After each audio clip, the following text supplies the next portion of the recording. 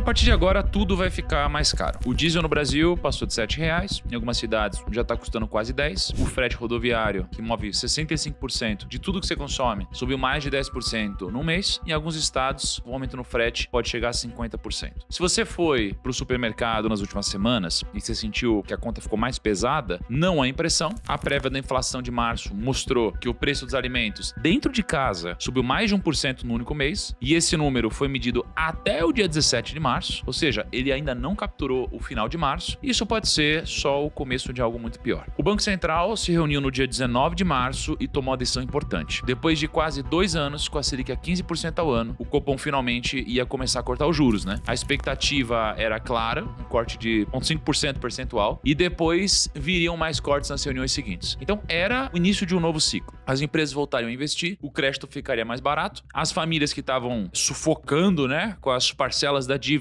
veriam um pouco de ar. Aí o Copom se reuniu e cortou 0,25, metade do que o mercado esperava. E o pior não foi o tamanho do corte, foi o comunicado. O Banco Central, ele não deu nenhuma sinalização sobre os próximos passos, zero. O texto estava cheio de ressalvas sobre acirramento de conflitos geopolíticos, elevação da volatilidade de preços, falta de clareza sobre a duração dos conflitos. Isso daqui em português, claro, é basicamente eles admitindo que não sabem o que vem por aí. E por isso, eles não podem se comprometer com mais nenhum corte. E essa pisada no freio não foi uma falta de coragem deles, né? Na verdade, o corte da Selic não veio como esperado, porque algumas semanas antes dessa reunião, algo aconteceu do outro lado do mundo e que mudou completamente o cenário econômico. Não só do Brasil, só que do planeta inteiro. No dia 28 de fevereiro de 2026, os Estados Unidos declararam guerra ao Irã, mas o que os mercados sentiram de imediato não foi o estardalhaço e porradaria e bombas. Foi, na verdade, o silêncio dos navios. Então, existe um trecho de água com 50 quilômetros de largura entre o Irã e os Emirados Árabes Unidos que carrega nas águas algo que o mundo moderno não consegue viver sem. E esse lugar se chama Estreito de Hormuz. Por ali passa mais ou menos 20% de todo o petróleo consumido no mundo, são aproximadamente 20 milhões de barris por dia, e ao contrário do que você tem visto nos jornais, não foi só petróleo. 1/3 de todos os fertilizantes globais passam por ali. Gás natural liquefeito, produtos petroquímicos, matérias-primas para a agricultura de boa parte do planeta. É como se fosse uma artéria, só que a artéria mais importante da economia global. Quando a guerra começou, essa artéria, ela parou de funcionar. Pra você ter uma dimensão do tamanho desse problema, quando a Rússia invadiu a Ucrânia em 2022, o mundo inteiro entrou em pânico por causa das exportações russas de petróleo. A Rússia exporta 7 milhões de barris por dia e pelo Estreito de Hormuz passam 20 milhões. Essa crise é quase 3 vezes maior do que a guerra da Ucrânia em termos de impacto nos mercados de energia. E o preço do petróleo já mostra isso pra gente. O Brent subiu 60% desde o início do conflito. Na Ucrânia, no mesmo período, tinha subido 20%. E é exatamente sobre isso que eu quero falar no vídeo de hoje. Porque o que está acontecendo no Oriente Médio, ele não fica por lá. Ele viaja pela cadeia produtiva do mundo inteiro e aí ele chega, inevitavelmente, no preço do seu feijão, da sua gasolina, do diesel, na sua conta de luz. E eu vou te explicar detalhadamente como isso vai impactar o seu bolso e o que você pode fazer para se preparar e se proteger também. Antes de continuar, 2 recados rápidos. O primeiro é o de sempre, turma. Deixa o like, se inscreve no canal. Isso daqui é mega importante pra gente continuar trazendo conteúdo de qualidade. E segundo, dia 23 de abril, a Finclass vai fazer o aniversário de 5 anos e por 24 horas você vai poder assinar a plataforma com 50% de desconto. Então clica no link da descrição e preenche os dados para garantir o seu acesso. Como eu disse, o Estreito de Hormuz ele foi fechado logo no começo do conflito. Então você tinha míssil e drone voando pela região. Isso é que tornava o estreito impossível de cruzar. Qualquer navio seria alvo disso daqui. Aí as seguradoras cancelaram as apólices, claro, e sem seguro, nenhum armador arriscaria mandar um navio de centenas de milhões de dólares por aquela rota. E mesmo com a pressão americana, para reabrir o canal, o Irã começou a atingir as embarcações que estavam tentando passar. E o Irã ele não precisou de uma marinha poderosa ou perigosa para fazer isso. Um drone iraniano, ele custa mais ou menos 20 a 50 mil dólares. Um míssil de defesa americano para derrubar esse drone custa pelo menos $1 milhão. E com um único drone, o Irã pode destruir um petroleiro de 200 milhões. Cara, ou seja, com 50 50 mil dólares, o Irã causa um prejuízo de 200 milhões. E ele obriga os americanos a gastarem milhões só para tentar evitar isso. É uma guerra onde o atacante ele gasta centavos e o defensor gasta centenas de dólares. É tipo o War ao contrário, né? Eu lembro que no War, quando você era o defensor, se empatasse o número do dado, você ganhava. Aqui é o contrário. O defensor tá lascado. E enquanto essa matemática existir, nenhuma marinha do mundo, nem a maior de todas, consegue garantir que o estreito fique aberto. Os lançadores, eles são móveis. Eles ficam escondidos nas montanhas iranianas. Cara, olha isso, daqui é filme, né? Terreno acidentado, é difícil de monitorar, não dá para neutralizar completamente. Eles podem ser disparados a centenas de quilômetros de distância. O resultado apareceu nos dados. Antes da guerra passavam, em média, 20 milhões de barris por dia pelo estreito. E aí, quando os ataques começaram, esse número despencou. Ele continuou despencando. Até que, na segunda semana de março, o fluxo estava praticamente zerado. E mesmo assim, nas 3 primeiras semanas, parece que o mundo não entendeu o que estava acontecendo. O preço do petróleo subiu, claro, mas não teve pânico generalizado. Não teve fila nos postos, por exemplo. Não teve racionamento na Europa. E muita gente olhou para isso e pensou que, talvez não seja tão grave. Vai passar. E o motivo era muito simples, é que existia um colchão para tudo isso. Quando o estreito fechou, tinha petróleo já em trânsito, tinham navios que já tinham passado por Hormuz dias antes e eles ainda estavam navegando. Tinha petróleo em armazenamento flutuante, navios parados no mar servindo de depósito, tinha barril russo e iraniano que estava sob sanção e que foram liberados emergencialmente. E aí teve uma liberação coordenada de reservas estratégicas no meio de tudo isso. Aí os colchões, então, absorveram o impacto inicial, foram eles que seguraram o mundo nas primeiras semanas. O problema é que eles acabaram. Olha esse gráfico aparecendo na sua tela. Ele mostra os estoques globais de petróleo, tudo que o mundo tem disponível, somando o que está armazenado em terra e o que está em navios no mar. Cada linha é um ano diferente. Então, olha a linha vermelha. Essa aqui é 2026. 2026 foi o segundo melhor ano desde 2017 em tamanho do estoque global de petróleo. Isso é exatamente o colchão que eu acabei de explicar. E era por isso que o barril estava em 60 dólares. Era por isso que todo mundo esperava que o petróleo ficasse barato por muito tempo. Agora, olha o que aconteceu com essa linha vermelha depois que a guerra começou. Ela despencou. E ela continua despencando. Toda aquela gordura de estoque que o mundo tinha está desaparecendo semana após semana. E cada dia que passa, a situação fica pior. A Rystad Energy, que é uma das consultorias de energia mais respeitadas do mundo, publicou um relatório que deveria estar na capa de todos os jornais do mundo. Quase 500 milhões de barris já foram perdidos nessa crise. Os governos responderam, liberando reservas estratégicas de petróleo e suspendendo sanções contra barris russos e iranianos. E tudo isso, junto, repõe mais ou menos o mesmo volume. E parece que resolve. Só que na real não resolve, porque o estreito está perdendo 17,8 milhões de barris por dia. E as liberações de reserva, historicamente, nunca passaram de 2 milhões de barris por dia de fluxo sustentado. É como você tentar encher a piscina com um copo de água enquanto alguém deixa o ralo aberto.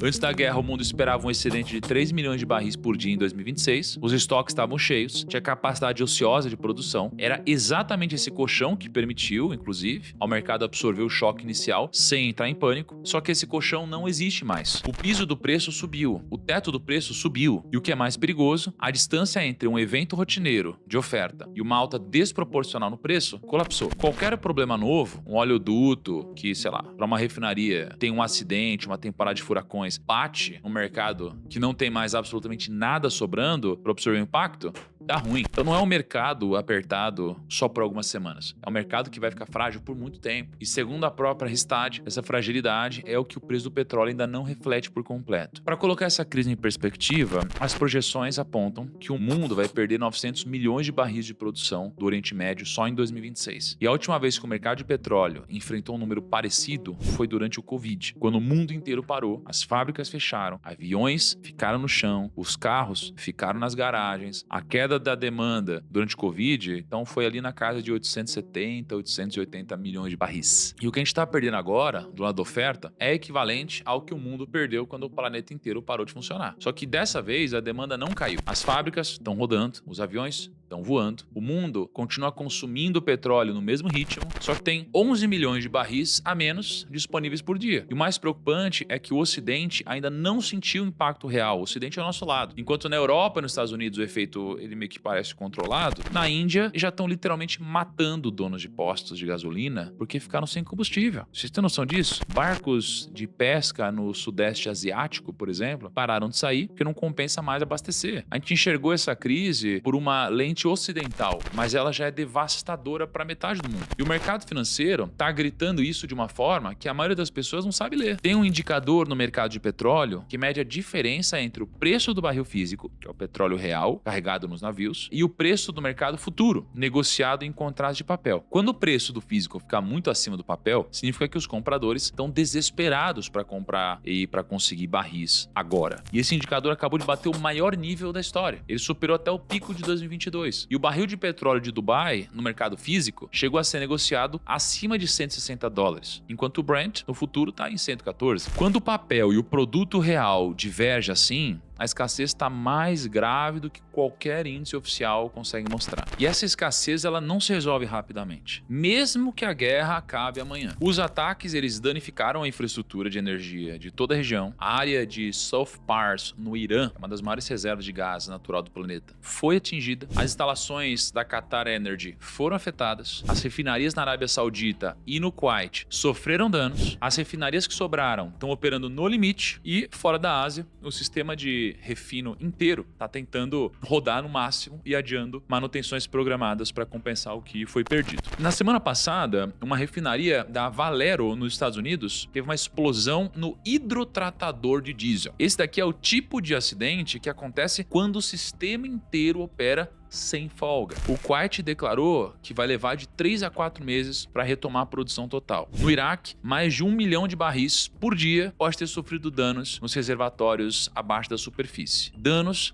que podem ser permanentes. O Eric Nuttall, que é um grande e respeitadíssimo especialista do mercado de energia, disse numa entrevista que o mercado está cometendo um erro grave, que é achar que quando o estreito reabrir, o petróleo volta para $60 e tudo normaliza. Going to taco this weekend, it's all over and we all go back to normal. There is no normal to go back to. We will have taken inventories. We came into 2026, not we, but consensus was expecting the biggest glut in history. Oil was going to fall to $40. In the next 3 weeks, we will take global inventories down to multi-year low levels because we've lost so much production. And I think that is resetting the floor for oil price when this ends. Segundo ele, isso não vai acontecer. A capacidade ociosa da OPEP, aquela produção que poderia ser ligada rapidamente para compensar a crise, ela estava em grande parte atrás do estreito. E no futuro, o estreito pode ser fechado de novo com um drone de $30 mil. O mundo do petróleo, depois dessa guerra, não vai ser o mesmo mundo de antes. A gente pode ver um prêmio de risco permanente de $10 a $20 por barril embutido no preço. Simplesmente porque o mercado agora sabe que o estreito pode ser fechado. E se o estreito continuar fechado por mais tempo, o preço pode ir muito além de $100. Historicamente, quando o gasto global com petróleo chega a 5,5% do PIB mundial, a demanda começa a ser destruída. E na conta de hoje, isso equivale a um barril de $177. E no dia 31 de março, o Wall Street Journal publicou que o presidente Trump disse para os assessores que está disposto a encerrar a campanha militar contra o Irã, mesmo com o Estreito de Hormuz ainda fechado. Ou seja, é um cenário real em que a guerra acaba e o estreito continua sob controle do Irã. E se isso acontecer, a gente não vai estar falando de semanas de petróleo caro, a gente vai estar falando de meses, talvez anos. E foi exatamente isso que o Copom viu. E agora você entende porque que o Banco Central cortou só 0,25 em vez de 0,5 na última reunião da Selic. Não foi uma falta de vontade, sabe? O problema é que essa inflação que está chegando não é inflação que o Banco Central consegue combater. Quando a inflação sobe, porque as pessoas estão consumindo demais, o BC sobe os juros, aí esfria o consumo e resolve. Só que quando a inflação sobe porque o produto sumiu do mercado, porque o estreito fechou, porque as refinarias foram destruídas, porque o diesel está escasso, subir juros não resolve. O produto continua faltando. Subir juros num choque de oferta é como você tomar um remédio para dor de cabeça quando você está com o braço quebrado. Não é que o remédio está errado, é que o diagnóstico está errado. E o Banco Central sabe disso. Mas ele também sabe que se baixar os juros no momento desse, o mercado interpreta como um descuido. O câmbio piora,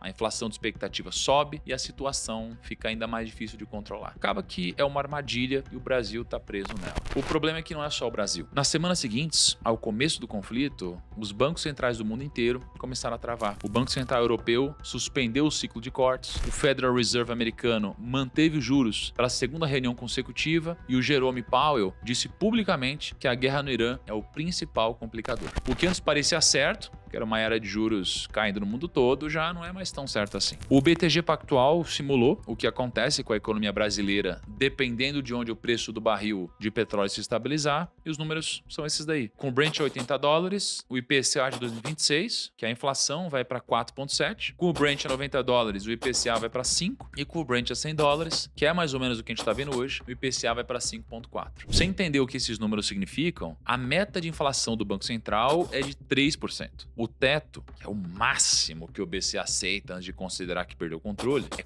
4,5. E com o barril a $100, a inflação brasileira vai estourar o teto. E não estoura por pouco, não. O Boletim Focus, que é a pesquisa semanal do Banco Central, com mais de 100 economistas do mercado, já está mostrando isso. A projeção de inflação para o fim de 2026 subiu pelo terceiro mês seguido e já está em 4,31%. Faltam 19 centésimos para estourar o teto. E o barril de petróleo continua acima de $100. E os juros longos, que são aqueles que refletem o que o mercado espera para a taxa de juros dos próximos anos, eles dispararam. O DI futuro para janeiro de 2029 saiu de 12,73 para 14,09 no mês. São 136 pontos base de aumento. A curva inteira de juros futuros passou a negociar acima de 14%. E quando essa taxa sobe desse jeito, significa que quem tinha títulos pré-fixados na carteira viu o valor derreter. Significa que o governo vai pagar mais caro para se financiar. Significa que o crédito para a empresa e para a família fica ainda mais caro. O financiamento do carro, a parcela do apartamento, o limite do cartão, os juros vão ficar mais altos por muito mais tempo do que qualquer pessoa imaginava em janeiro. A guerra não chegou no Brasil com bombas, então chegou com os preços, e aí ela chegou através de uma cadeia que a maioria das pessoas não está enxergando, mas que conecta o Estreito de Hormuz diretamente ao que você come, ao que está na sua mesa ali da refeição. O primeiro elo dessa cadeia é o diesel. O Brasil é um dos maiores produtores de petróleo do mundo e um dos maiores exportadores. Mas por mais contraditório que pareça, o Brasil importa entre 25% e 30% de todo o diesel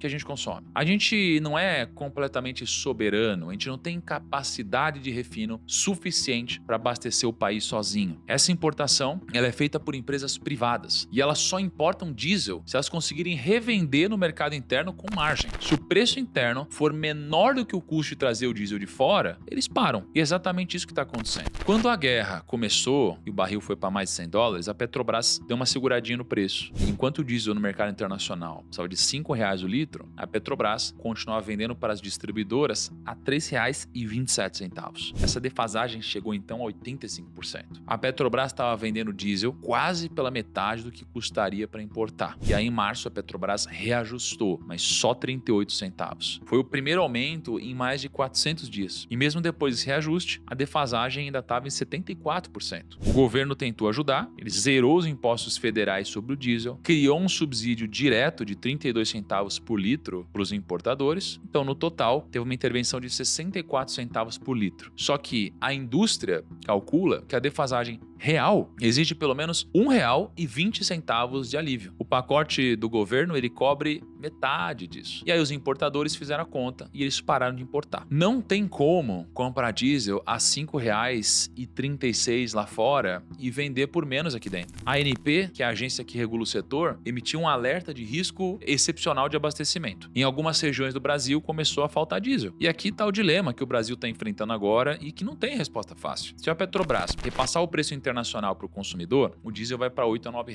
O frete vai disparar, os alimentos disparam, a inflação vai explodir e quem vai pagar a conta é o trabalhador, é você. Mas se a Petrobras segura o preço, o importador para de importar e o diesel simplesmente some dos postos. Em qualquer cenário, o brasileiro vai pagar. Num cenário, ele paga mais caro, no outro, ele não encontra o produto. E o diesel seria problema suficiente sozinho, mas ele é só o primeiro elo da cadeia. Porque o mesmo estreito que carrega petróleo também carrega outra coisa que o Brasil não consegue viver sem. Adivinha só? São os fertilizantes. Você provavelmente já sabe que o agronegócio é um dos maiores orgulhos do Brasil. A gente é uma das maiores potências agrícolas do mundo. Exporta soja, milho, carne, café, suco de laranja. Só que o agronegócio brasileiro tem um calcanhar de Aquiles que ninguém conhece. O Brasil importa 85% de todos os fertilizantes que a gente usa. A gente é o maior importador de fertilizante do planeta. E em nitrogênio, que é o nutriente mais importante para quase todas as culturas, a gente importa 95%. Boa parte desses fertilizantes, especialmente os nitrogenados derivados de gás natural, ou é produzida no Golfo Pérsico ou passa pelo Estreito de Hormuz. E quando o estreito fechou, essa cadeia foi cortada. O preço da ureia, que é o principal fertilizante nitrogenado usado no Brasil, ele é presente em quase tudo. Soja, milho, cana, arroz, trigo, e ele disparou. O preço futuro da ureia subiu quase 65% só em março. E aí, entregue no Brasil, a tonelada já passou de $700, alta de quase 90% no ano. O milho é onde esse impacto é um dos mais violentos, por exemplo. O milho ele é a cultura que mais consome nitrogênio do mundo. Ele precisa de 150 a 180 libras por acre contra 60 a 100 do trigo. E com a ureia nesse patamar, o custo de plantar milho disparou. E ao mesmo tempo, o petróleo caro puxa o preço do milho para cima pelo lado da demanda. Nos Estados Unidos, 40% de todo o milho produzido vai para o etanol, e quando o petróleo sobe, o etanol fica mais competitivo, a demanda por milho sobe junto e o teto de preço do milho sobe também. O barril a $120, o milho pode ir a quase $9 o bushel antes que a demanda por etanol comece a cair. E com o barril a 150, o teto sobe para mais de $10,50. Isso é mais que dobrar em relação ao preço antes da guerra. E o mesmo evento que causa o choque no fertilizante, que é o estreito fechado, é o evento que puxa o teto de preço para cima. Então os dois vão meio que se reforçando. E é por isso que essa cascata é tão perigosa. E como se não bastasse o estreito fechado, a Rússia, que é o maior fornecedor de fertilizante do Brasil, responsável por quase 26% de tudo que a gente importa, anunciou no fim de março a suspensão das exportações de nitrato de amônio por um mês. O principal fornecedor fechou a torneira. O Estreito de Hormuz está fechado de um lado, a Rússia está fechando as exportações do outro. O agricultor brasileiro está espremido, a gente vê vários negócios passando por problema, a gente vê Banco do Brasil sofrendo no balanço, porque o agricultor já está com problema de pagamento, a gente tem dívidas crescendo, a gente tem RJs no Brasil, a gente tem a taxa de juros alta por mais tempo, fazendo com que quem tem dinheiro emprestado tenha mais problemas. A relação de troca no campo já piorou de forma brutal. Então, antes da guerra, um produtor de soja precisava de 28 a 32 sacas para comprar uma tonelada de ureia. Agora precisa de 35 a 40. Para quem planta em terra arrendada, a conta já não fecha, por exemplo. A margem ficou negativa, né?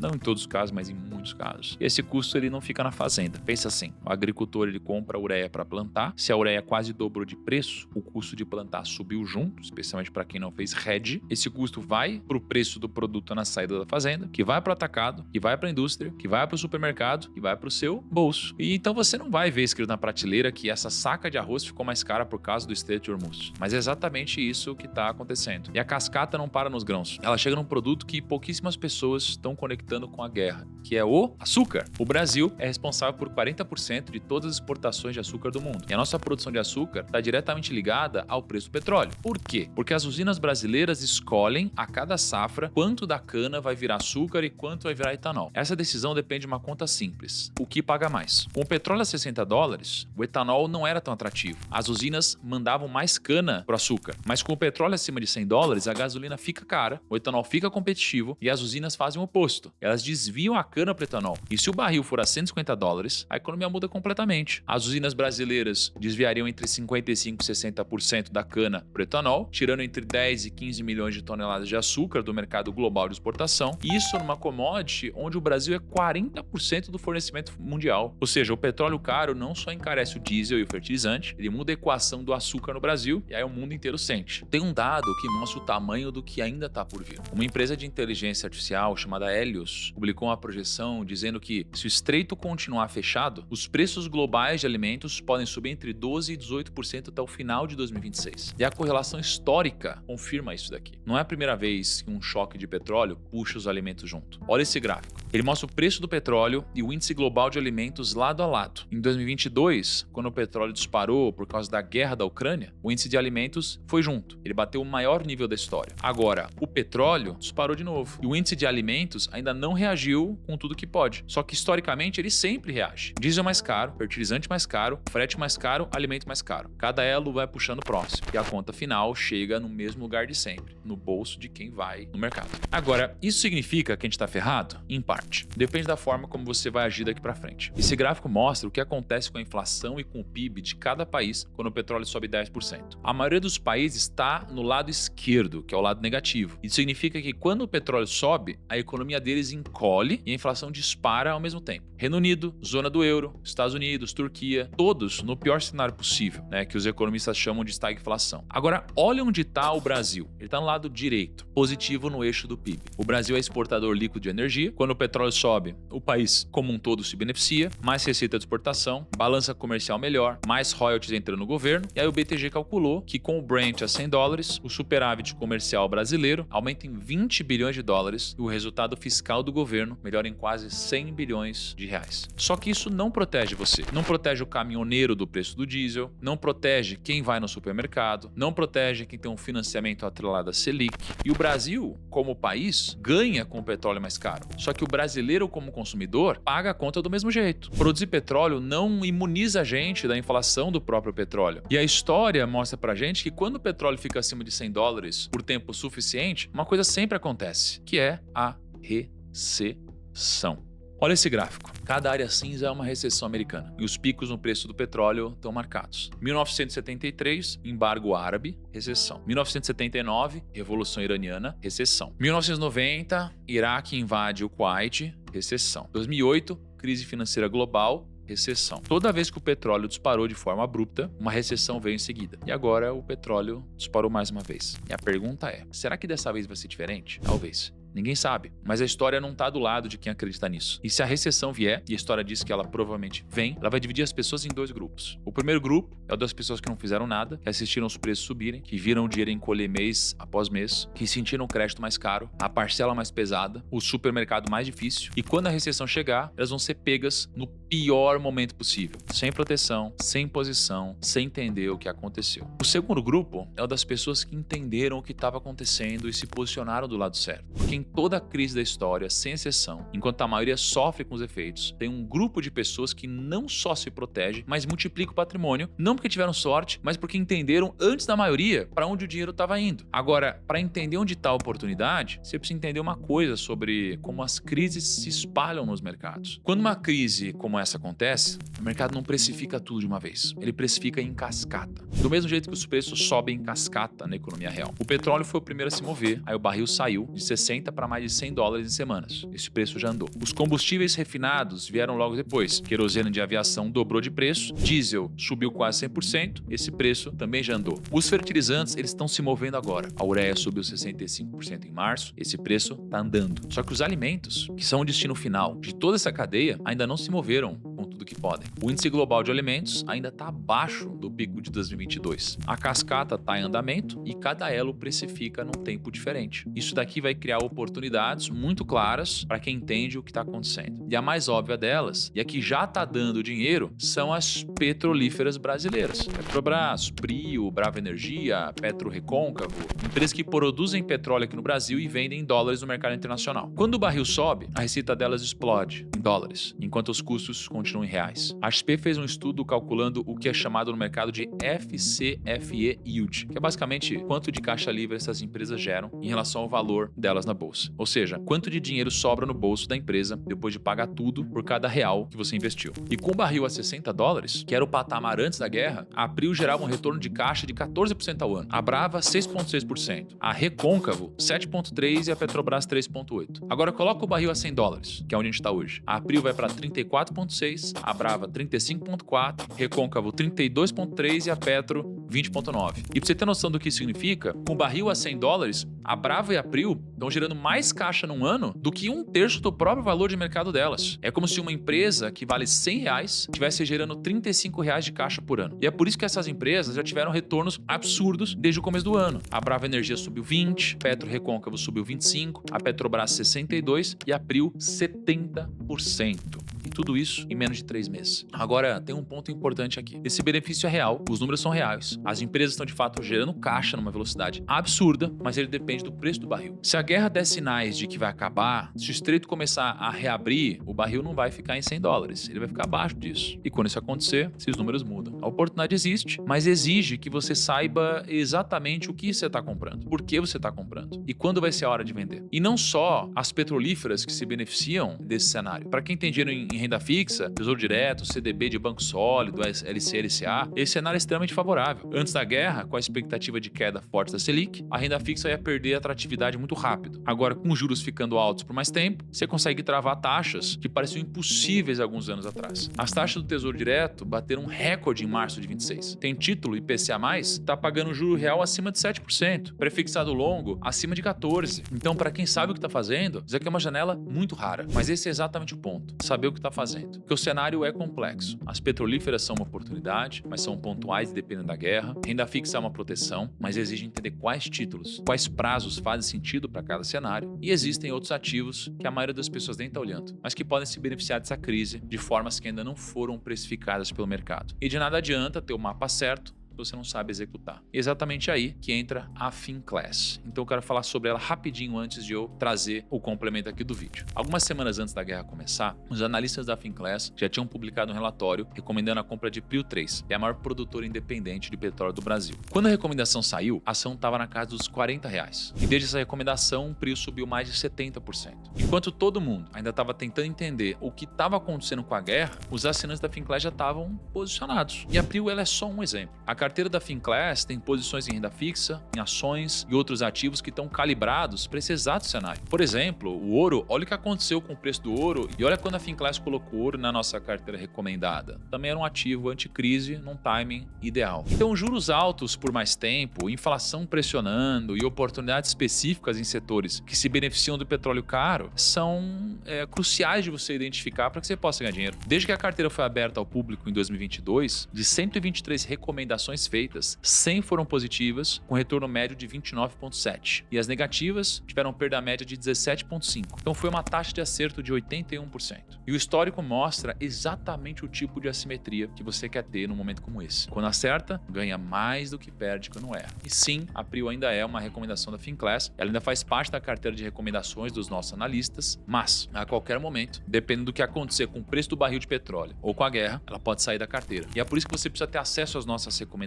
Porque de nada adianta você comprar ações de empresas petrolíferas esperando ganhar dinheiro com toda essa guerra se você não sabe absolutamente nada sobre a empresa e mal entende sobre o segmento de petróleo na nossa bolsa. Você não vai saber o preço teto de compra dessas ações, não vai saber a hora certa de vender, não vai saber quais outras empresas podem se beneficiar da nossa taxa de juros alta por mais tempo, e é por isso que você deveria fazer parte da Finclass. Além da carteira, você tem acesso a mais de 80 cursos, desde o básico até a análise macroeconômica avançada e a lives semanais com um time de analistas onde o cenário é atualizado e as posições são revisadas em tempo real. E para sua sorte, o timing não poderia ser melhor também. No dia 23 de abril, a Finclass completa 5 anos. E para comemorar, durante 24 horas, e só 24 horas, você vai poder assinar o plano anual com 50% de desconto. E quem aproveitou o aniversário ainda recebe alguns bônus exclusivos, incluindo a versão digital do meu livro Arca, antes de chegar em qualquer livraria, e 3 meses de Duo Gourmet, que é um aplicativo que te ajuda a economizar em restaurantes para você investir mais. Essa condição só existe uma vez por ano, dia 23 de abril, 24 horas, e depois disso, o preço volta ao normal. Clica no link da descrição ou escaneia o QR Code que está aparecendo na tela para entrar na lista de espera e garantir o desconto quando ele abrir. Eu disse no começo desse vídeo que o Banco Central cortou os juros pela metade do que o mercado esperava e que o comunicado estava cheio de incertezas. E agora você sabe o porquê. O estreito fechou, o petróleo subiu, o diesel subiu, o fertilizante subiu, a comida vai subir, os juros vão ficar altos por mais tempo e a inflação já está a caminho. Você não escolheu essa guerra, o Brasil não escolheu essa guerra, mas ela chegou até aqui do mesmo jeito. E agora a pergunta que fica é simples. Você vai assistir os preços subirem e sentir o dinheiro encolhendo seu bolso, mês após mês, sem entender muito bem o porquê? Ou você vai fazer o que os melhores investidores fazem quando o cenário muda, entender o que está acontecendo e se posicionar do lado certo? Enquanto o mundo paga mais caro pelo petróleo, existe quem lucra com cada barril que sobe. E enquanto a inflação corrói o dinheiro parado, existem ativos que crescem exatamente com o que fez os preços